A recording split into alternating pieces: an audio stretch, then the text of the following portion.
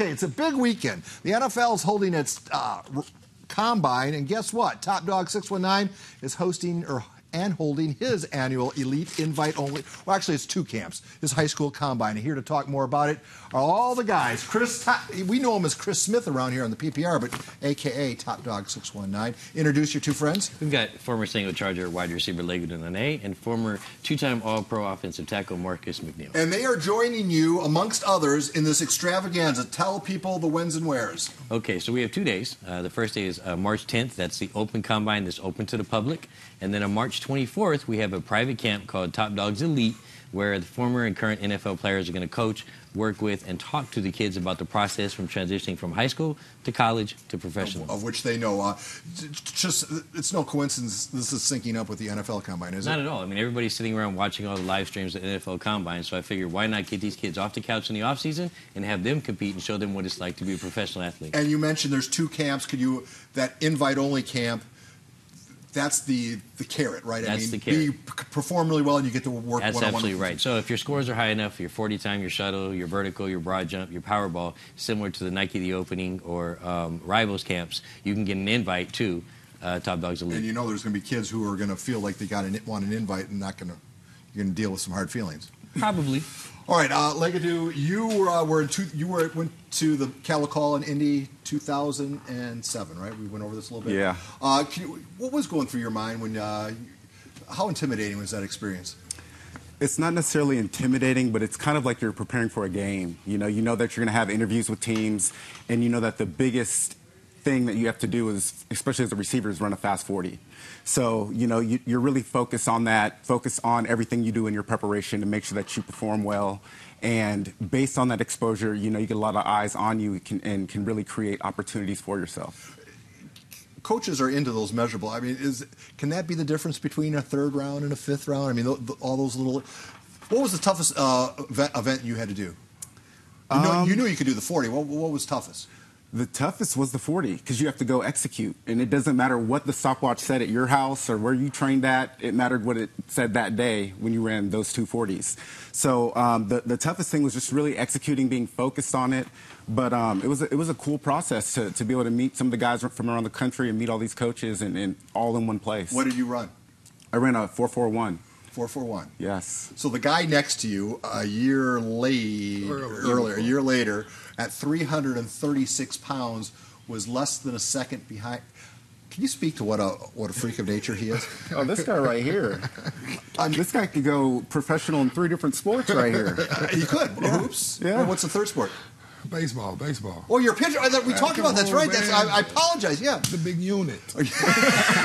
So you didn't do the bench, but in your world, the bench is everything, right? Yeah, definitely. You want to see how strong guys are, but my thing was being athletic and being able to move. I played all the sports growing up, like we talked before, and I wanted to kind of show that at the combine that I could move, I could jump, I could run, and if I need to, I could push people out of the way.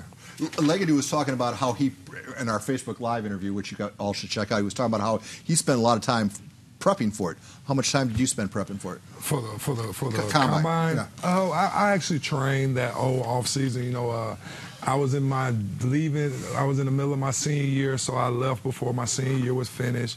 Went to Tennessee, went to the D1, which is an academy that actually I think Philip has. He's opened up a few of those academies, and I worked out there and trained to go up to Indianapolis.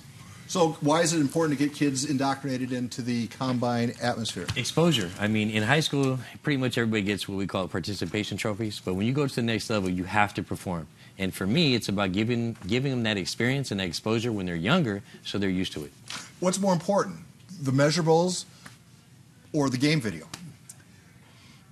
They're both. They go hand in hand. The measurables are going to get you opportunities that maybe sometimes the game film that gets overlooked. So a lot of times, when you're at things like this, coaches might be looking at another athlete, and you're able to jump out and stand out and get eyes on you. So it's really a huge opportunity for guys to put themselves on the map let colleges know about what they can do, and to really go through the process and get educated about the process so they can really perform at their peak performance when it's really time. All right, so I make it to the, obviously I would make it to the elites. Absolutely. Yeah, absolutely. So I get, and I'm going to work with you.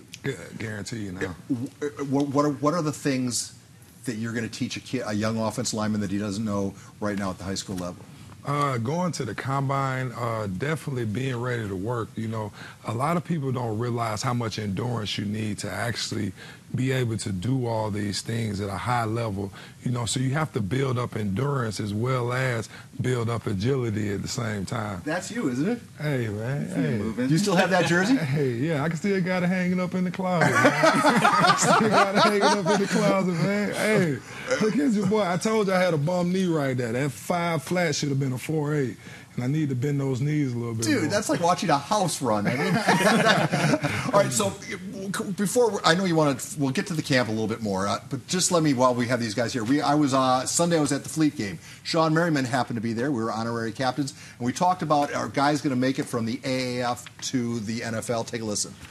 Is it going to happen? Are we going to see guys from this league on that league in the NFL? Yeah, no doubt about it. I'm 100% sure that's going to happen.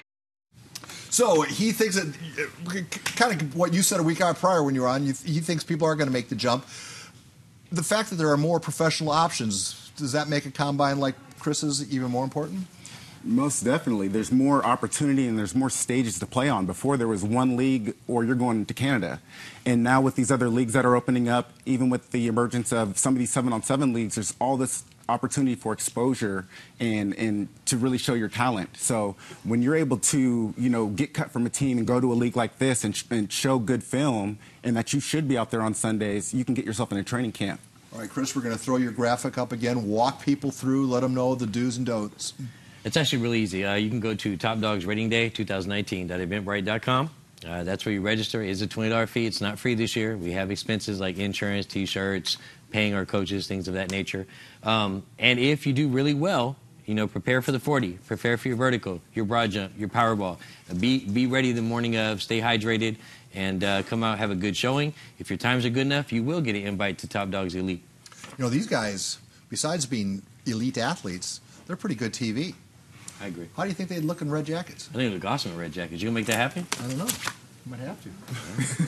Might have to let you go. But hey, hold on a second. It's a salary cap issue. Legadoo, Marcus, thank you very much for coming in. I hope we can make this a regular occurrence. Most definitely. Oh, we'll talk a lot of football. So we're done for now. We will have a bunch of stuff. 10 playoff stops coming your way tonight on the All Sports Report. Plus, we'll recap this conversation. We are done for now. Send it back to my esteemed colleagues.